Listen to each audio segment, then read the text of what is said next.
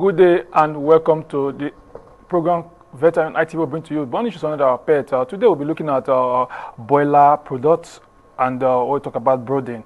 Today and I have the one that will be doing it with me, regular guest in the program, not other than Simon and Deniji. Simon Deniji, welcome to the program. Good afternoon, our viewers at home. You're welcome to your favorite program, Veteran You. Well, my name is Odomusa, and that's how we're going to start the program today. And we really know what talk about boiler. Boiler is what talk about talk about belts. We'll talk about belts. Simon will be throwing more light in how to talk about poultry and talk about the boiler. We'll talk about the breeding part of boiler. So you know what it takes and what you need to put with when you're indulging going to the farm beds to preside boiler. So. Simon, can you throw more light on talk about boiler products and brooding? Okay. Like every other aspect of agric, broiler production is another body of agric product. The purpose of the end purpose of having this kind of farm is to meet up with the meat requirements of the masses of the community at the long run. And we can all see that recently there have been lots of government policies on importation of meat and everything for the benefit of the masses. So then that is why we see the need to step up in broiler production, because this is one of the major aspects of farming that targets chicken meat production in this country. And when we are talking of broiler production, of course, you can't leave the primary aspect of the production out, which is the brooding. Like you're seeing on your screen, you see those little chicks. Those are like a day-old broilers brought into the farm, and before you now start talking of the brooding process. So, what is brooding? Brooding is the early stage of broilers.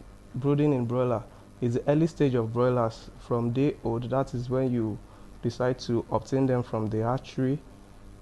So bring them, we have different hatcheries around that you can decide to pick up your broilers from, or you contact agents to get you the best breeds of broiler from the best of hatcheries around.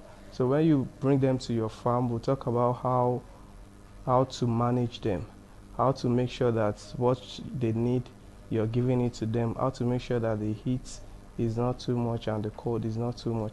So basically, I want us to know that the kind of housing system you choose to brood your birds can never be overemphasized. So today we'll be looking at some kind of housing system in brooding process. You have the cage type, like the one you're seeing. It's a cage, a constructed cage. There's another one on deep litter, and there's another one, the extra modern type of housing system for broiler production. So all these are things you need to look into even before you start. However, you might not want to go this big. What you're seeing now is the preparation of the ultra modern broiler pen before bringing in the beds.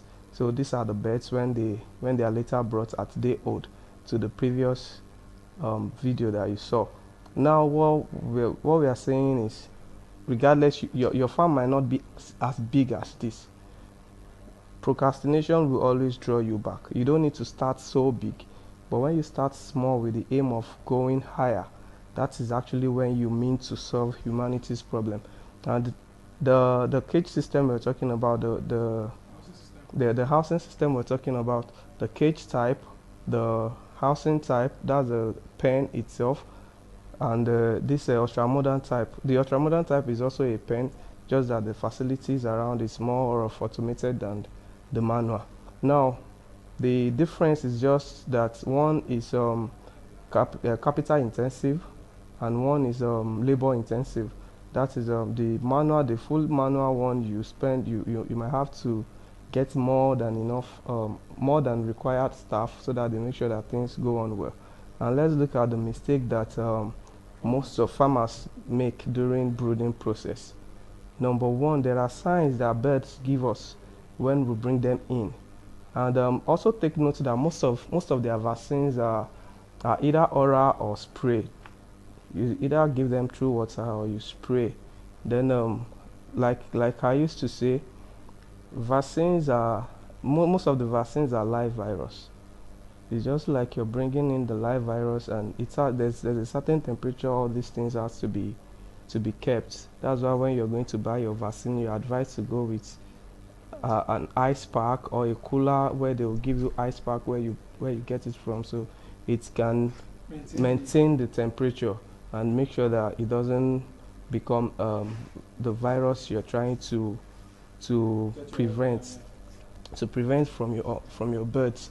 Now this is one thing this is part of what I'm saying you need to know. Make sure you get your vaccine from the right source, and make sure you don't expose it to direct sunlight, and the temperature is always in check. Then another thing that we need to look at is stampeding in birds. Well, the term stampeding means when birds, maybe because of shock or cold, they gather together in a place. It could be day old, it could be 3 days, 2 weeks, depending on their age. So when they gather together in a place, the ones that are beneath, the other ones will just trample upon them, and you end up packing mortality out of your pen. So alternative to this, will advise brooding board. Brooding board is a kind of thing you use in your brooding pen where you demarcate them from each other, maybe a set of 100. Like this box has this particular cage system we are seeing has really given space to what we call the brooding bed, the brooding board. So you demarcate them, maybe 500 at the side or 200, depending on how big the farm is actually is. So after you make sure that they've been demarcated, you try to keep their environment away from sudden noise that can give them shock and make them want to run for safety, because at this stage they are very sensitive. Once they hear a strange noise, they want to gather at a place, and they would all come up, yes, on top of each other, and that might lead to you losing birds. And for every farmer, I like us to know that loss does not really start when you sell and you don't make profits. It starts from that little chick of day old that died, the two chicken you picked the following day. Accumulatively, that is where your loss comes in. So preventive measure is what you should practice, most especially as brooder. You don't want to lose a bird.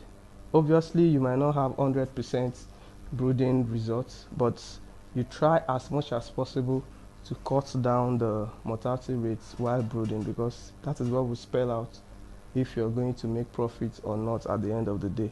So talking of stampeding, you make sure they are being camped using the brooding board or the cage type of brooding pen, whereby you know exact amounts of birds that you have in each compartment or each partition.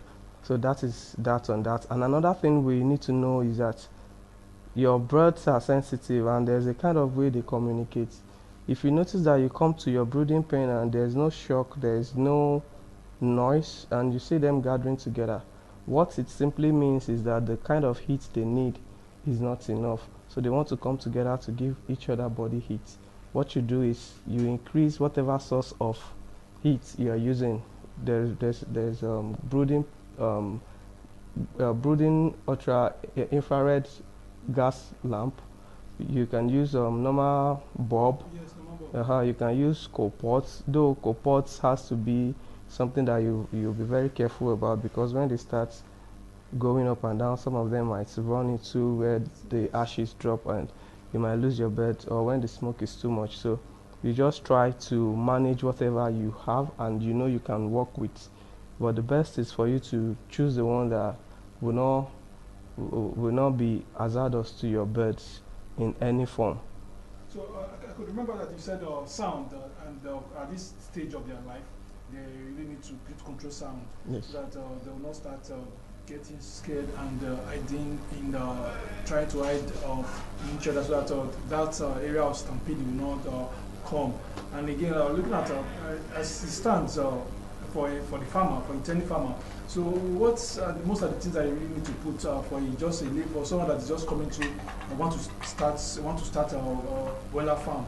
and you don't really know what it takes to start it. Okay, so what you really need to do when it comes to that is that you might have to you might have to make sure that anywhere you choose to have your farm, either in your house or in the farm where your farm is located, you will make sure that there you have control over sound. If it is in your house, let it be at the backyard or a kind of isolated place where people are being denied access to. You don't brood your pen in a very noisy, you don't put your brooding pen in a very noisy place that can really cause havoc to you, because regardless of what the cause of havoc is, the birds don't know and they don't want to know. The fact remains that once there's a strange noise, they get shocked and they want to run for cover. So that is the best solution to that. So on that note, you talk about the housing system, then you don't need to create the number. So you have to take record of how many birds you have in your farm, and so that when you are creating the partition, let's say you are adding extra room for them, so that they will not be too crowded. Yes, and yes, again, yes. looking at the area of you said they'll come together to generate heat, so that Yes. to keep themselves warm. On that aspect, I believe we growing up, we used to see that we use normal bulb, normal bulb to keep the place warm. But we can see that the other part of the world they are using gas also. Lots of things. Yes. Presently, technology has really helped us, and we really thank God for the way farming industry has really been growing lately. There are lots of things you can use that is going to cost you way less than what we used to know, and it is not stressful. It gives you results. It gives you even growth, because what we discovered lately is that the things you bring to your birds at the brooding stage will spell out whether or not you're going to have even growth amongst your birds. If the heat is evenly distributed, every bird in your pen is having the same heat as the other, they will grow evenly. So all these things has to be in place. Then another thing is you must have to know the kind of feeder and drinker that you use. Some feeder is now known to be outdated, and some new designs are coming out, like the flip top, the Indian beds, and the likes. The list is long.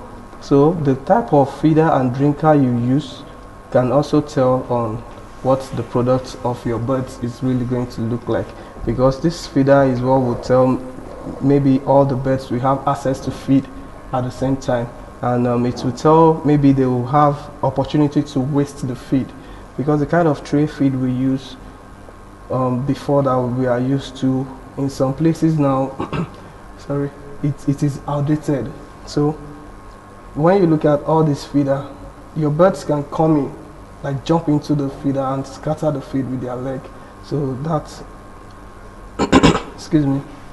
So that can really cause wastage on the farmer's side, whereby you're feeding your birds with 10 kg and maybe all they are consuming is just 4 to 5 kg.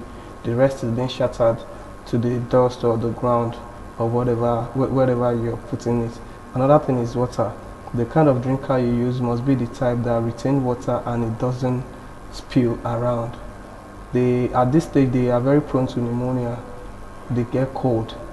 Once the litter is dirty, and it has to be changed, because subsequently their faces comes with water. Subsequently, the litter will be soaked and wet. If you don't change it, you're exposing your birds to lots of diseases and cold. Then another thing you need to know is that the aspect of changing your litter has to be done systematically, in a way by you don't use that to disrupt their normal activity, feeding or whatsoever. So let's say the best boilers you said, because it's not like normal layers and normal ground, normal sea. When is the best weather? Because we know that rain season, dry season, and the normal matan. What do you think is the best weather to going to start when the best weather to start training or start growing your boilers? I know that they're not like any other birds. They are, Yes. so I call them the special bird. Yes. This is a very good question. In fact, I so much love it.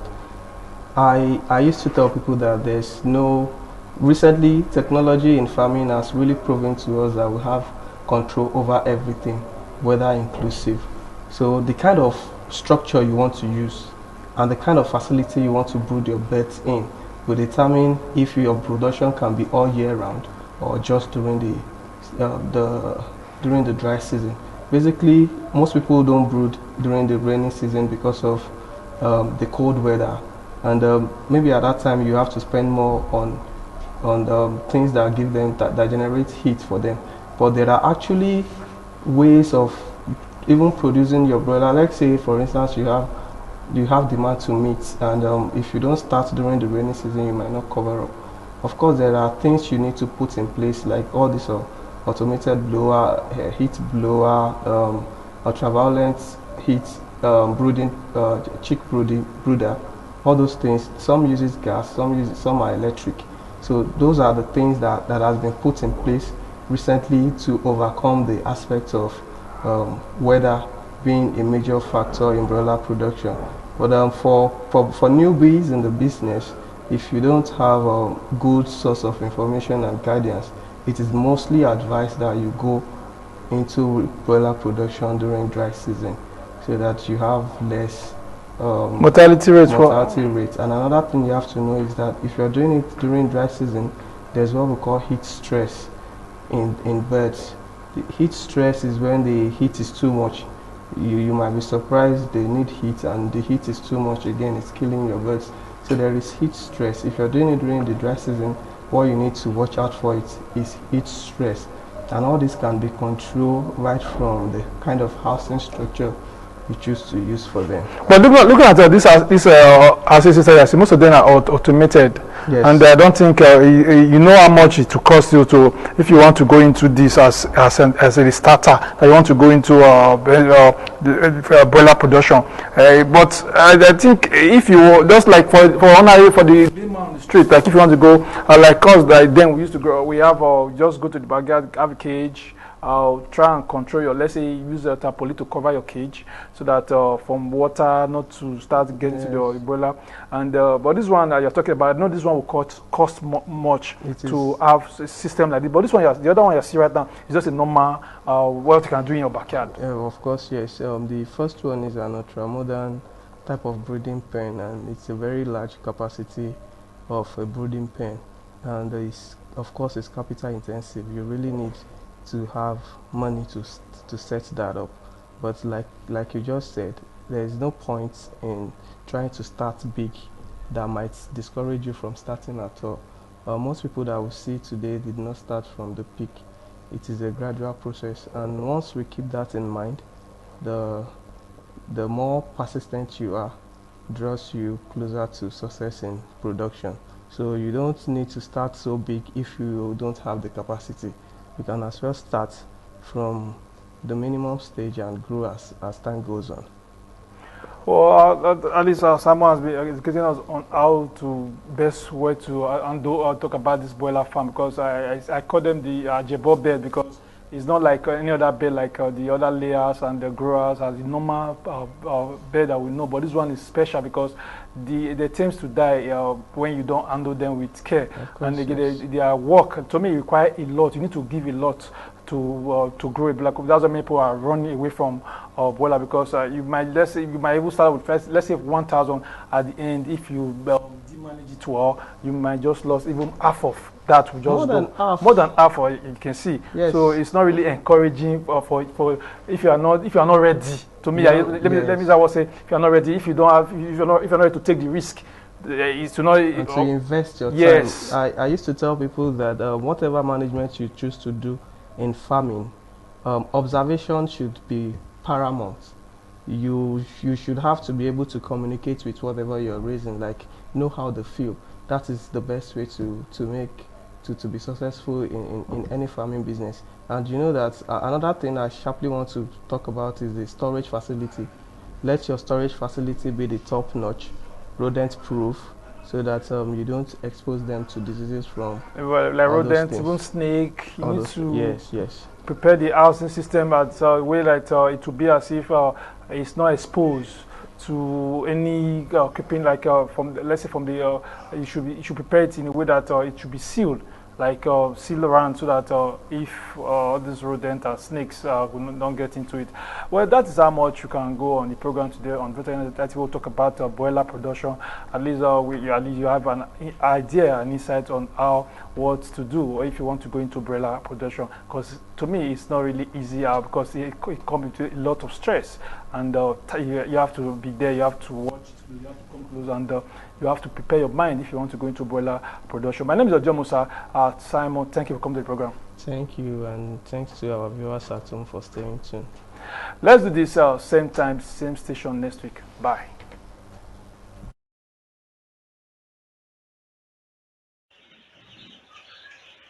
Thank you.